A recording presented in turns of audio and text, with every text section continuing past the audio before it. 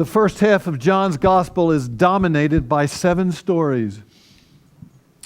They're called signs because all of them point to tell us something about God. When I was in seminary 108 years ago, Ray Brown was the preeminent scholar on John. He wrote a book, 2 books, two commentaries on John, and he called the first part of John's gospel the book of signs. As any good motivational speaker will tell you, you start with a zinger and you end with a wower, and people will go away amazed. Well, John ended with a wower. The last of the stories, the last of the signs is the raising of Lazarus from the dead. What a story. But I don't know how John started, because he started with this text. A dinky little wedding about turning water into wine. What in the world does that tell us about God? On the 3rd day, there was a marriage at Cana in Galilee, and the mother of Jesus was there, and Jesus also was invited to the marriage with his disciples. And when the wine ran out, the mother of Jesus said to him, "Hey, they have no wine." And Jesus said to her, "Oh, woman, what have you to do with me? My hour is not yet come." And his mother said to the servants, "Do whatever he tells you."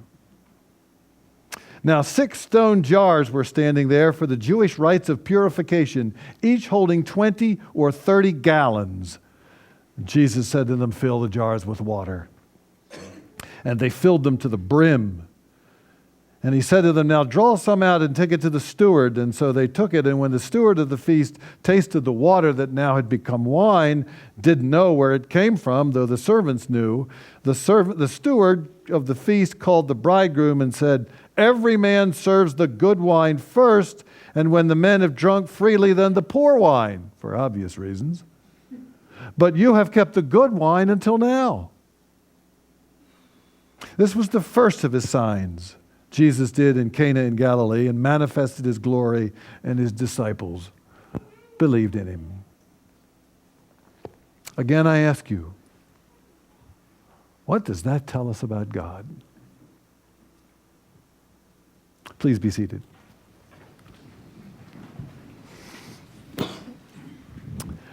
Please join me for a word of prayer. Let the words of my mouth and the meditations of our hearts be acceptable to you, O Lord, our strength and our Redeemer. Amen. We got any coffee drinkers in here? Coffee drinkers in here. Bunch of coffee drinkers in here. I was in the room 17 years ago when Leonard Sweet, who was a professor, still is a professor at Drew University in New Jersey, introduced 500 preachers to something called Kopi Luwak coffee. Anybody ever hear of Kopi Luwak? 1 or 2 people. It was back then, it might still be, the most expensive coffee in the world. $300 a pound. The only place you could find it is on the island of Sumatra in Indonesia. And the only place back then, at least, it was sold when they could get it was Martinez and Company, interestingly enough, right here in Atlanta, in Buckhead. Right after his lecture, Leonard Sweet digs into his satchel and pulls out a pound of Kopi Luwak coffee and proceeds to distribute to the 500 preachers in the auditorium 1 bean per preacher. 1 bean. What do you do with 1 bean? It was almost as if he could have handed us the winning lottery ticket from Wednesday night and it would have been the same thing. But what do you do with 1 bean of coffee that's so scarce, so rare, so expensive that it's $300 a pound? You know what I did? I pulled out my handkerchief. I put it in my handkerchief. I took it with me everywhere I went for 6 months. Never once did I think of sharing my one bean of coffee with this preacher's bean of coffee and this preacher's bean of coffee and this preacher's bean of, to see if we could make some coffee together. Not once. Share something so scarce? What are you, nuts? I tell you that story, folks, because it seems to me that our world, at least in some measure, is governed by scarcity. There's only so much oil out there, and so our foreign policy is designed to make sure that we have what we need. There's only so much money, so we're careful with our investments and we monitor our 401ks to make sure we have enough. There's only so much time, so what we try and do, we who are anal people, try and do is put priorities in place so we can do what's really important. The problem with scarcity is that it makes us scared. We're scared. Scared for our livelihood, scared for our future, scared for our kids, scared for our country. We're just plain scared. One of the reasons that we live in such an angry world, I think, is because we're scared. And so we better hunker down, not risk too much, protect all that we have. Share our own one bean of Kopi Luwak coffee? What are you, nuts? Maybe that's why. Maybe that's why John begins Jesus' ministry in John's gospel with this story. 180 gallons of wine. Somebody figured out that that's 1,000 bottles. More than you can possibly drink. Lots and lots and lots of wine. And then in chapter 6 of the same gospel, what's Jesus going to do? He's going to feed 5,000 people with a little boy's lunch, and they got more food left over than when they started.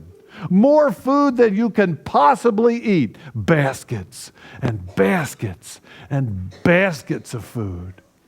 You see what John is doing? Our world might be governed by scarcity, but God's world is governed by abundance. Everything we need, more than we can possibly fathom. Grace upon grace, John says, pressed down, running together, put into our laps. The amazing grace of God. Do you believe that? A lot of people out there don't.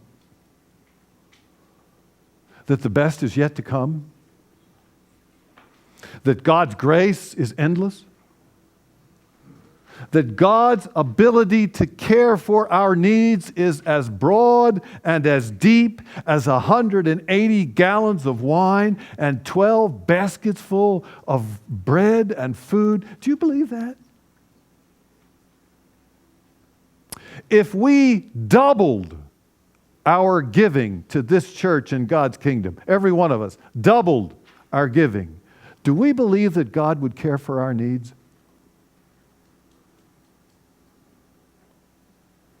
If we tripled the amount of compassion that we show a stranger or someone different than we are, do we believe that God would protect our self-interest? If we spend more of our lives building God's kingdom and living the way Jesus lived his life, do we believe that our lives would be more important? If the Lutheran Church of the Resurrection risks building new ministries to meet the needs of new people in new ways, do we believe that God would provide the money and the volunteers necessary to make those ministries a success? Do we really believe that?